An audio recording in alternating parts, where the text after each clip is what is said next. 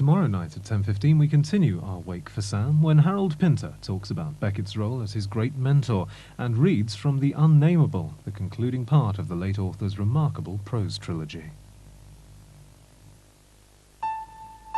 David McAllister is one of the 10 danger men in an experimental unit at Hull Jail. The special unit, volatile from the start, had its biggest crisis when David McAllister, serving 19 years for armed robbery and assaults, escaped. You don't need to use a gun on a woman.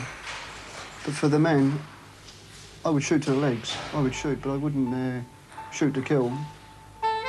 10 of the most disruptive men in the prison system are taking part in a softly regime in an experimental unit at Hull Jail.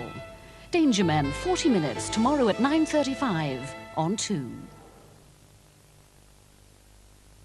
Tonight's Late Show at 11:15 follows up last night's Herbert Reed Memorial Lecture delivered by Harold Pinter on behalf of its writer Salman Rushdie.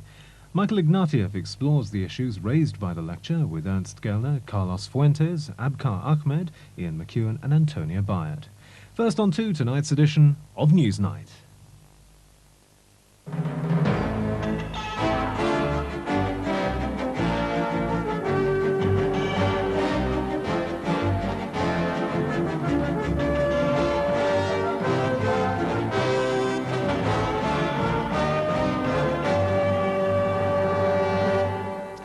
Good evening. Mr. Gorbachev sets the Soviet Union on its most fundamental change of course in 70 years as the Central Committee of the Communist Party finally agrees to give up the party's exclusive right to power. The decision was taken in the Kremlin this afternoon with only one dissenting vote. But from Moscow tonight, we'll be hearing about the deep divisions that remain in the party after the past 3 days of acrimonious debate. Debate we have again reconstructed to show how Mr. Gorbachev clinched victory at today's final session. And where does Soviet communism itself go from here after holding sway unchallenged for so long? David Sells reflects on how it all began, on what went wrong, and on the chances of a genuine democracy now being created. I'll also be discussing these issues with 2 of Britain's leading Sovietologists.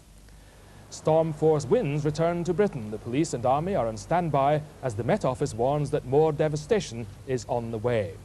And what future for the new look British Rail? Hard-headed commercialism pushes up performance, but is pushing up prices too.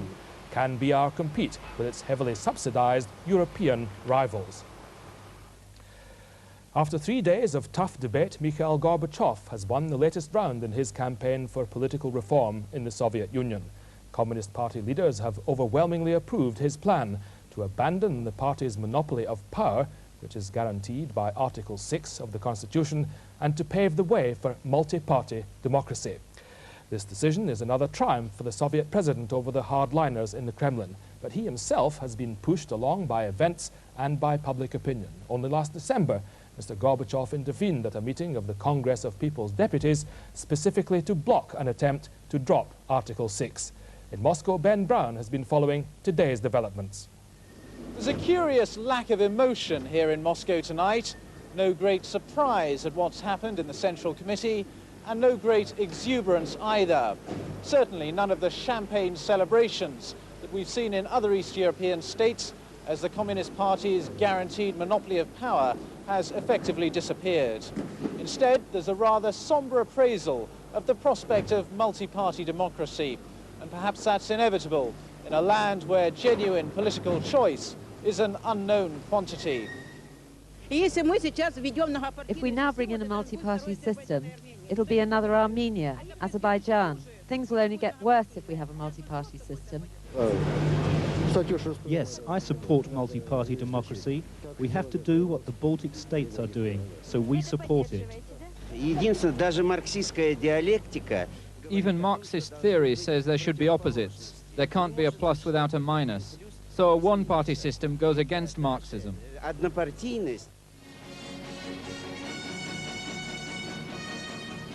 And on tonight's Soviet television news, there was no great drama either.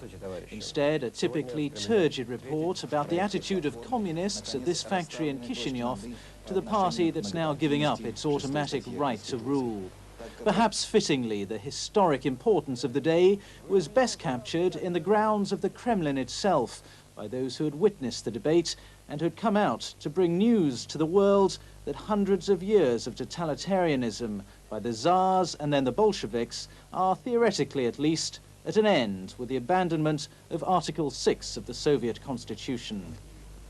I'm telling you that it all went through.